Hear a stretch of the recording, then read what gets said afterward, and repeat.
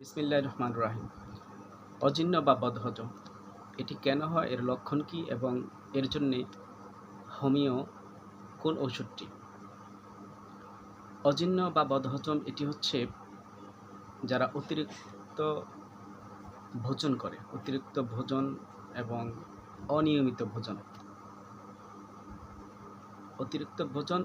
অনিয়মিত ভোজন, তৈলাক্ত চর্বিযুক্ত খাবার, রাত্রি জাগরণ, চা, কফি, মদ্যপান ইত্যাদি বিষয়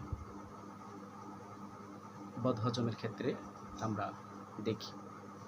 লক্ষণ হচ্ছে বুক, গলা জ্বলা, পেট ব্যথা, বুক ধড়ফড় করা ইত্যাদি।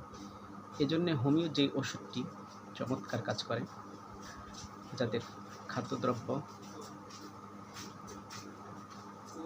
ঠিকমতো হজম হয় না, গুটি গুটি হয়, তাদের জন্যে নাক্স ভমিকা, এটি 30 পাউডারের ওষুধটি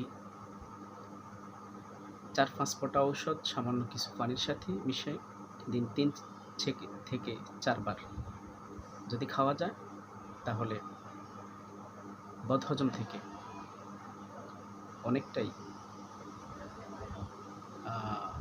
আশু আরোগ্য হবে ইনশাআল্লাহ।